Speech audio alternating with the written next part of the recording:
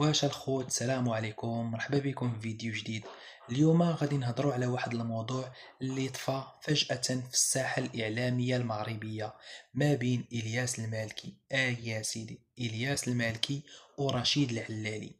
وهاد الحادثة اللي وقعت في عرض فيلم كازاغيرا، وغادي نشوفوا اشنو اللي وقع وشنو الاسباب وشنو ردود الافعال. ولكن قبل ما تنسوش تشتركوا في القناة اذا ما كنتوش مشتركين، وتخليوا واحد اعجاب الى عجبكم الفيديو. خليكم معايا.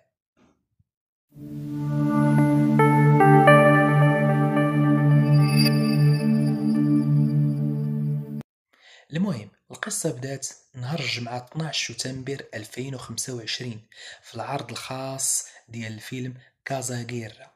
رشيد العلالي قدم الفيلم، وأثناء الترحيب قال واحد الجملة اللي ما عجباتش إلياس المالكي.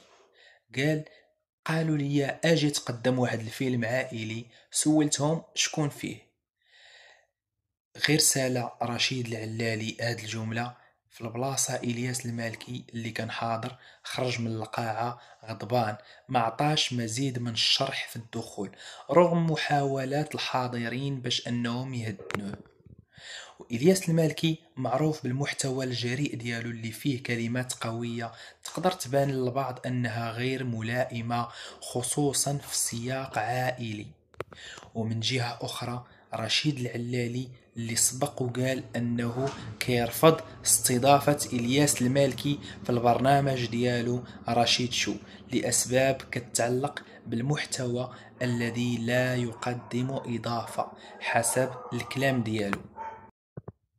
الجمهور على السوشيال ميديا اختلف ما بين اللي دعم المالكي وقال أن العلالي تجاوز الحدود، واللي شاف أن رد فعل المالكي كان مبالغ فيه. كذلك بعض الناس قالوا أن الكلمة قد تكون فقط مزحة، ولكن المزاح في مثل هذه المناسبات خاصو يكون بحذر شديد، حيث الناس كتقدر تفهم بطرق مختلفة. وربما إلياس المالكي تفاعل بنفسية غير محمية من النقد أو المزاح، وهذا الشيء ماشي غريب في الوسط الإعلامي. أو أن رشيد العلالي كان كيقصد غير المزاح فقط ولم يقصد الإساءة، ولكن التعبير كان ضعيف وغير حساس. وفي النهاية هاد الحادثة كتبين لنا أن الأمور البسيطة تقدر تولي كبيرة، خصوصا في مجال الإعلام الرقمي ووسائل التواصل. المهم هو أن الشخصيات العامة خاص تكون واعية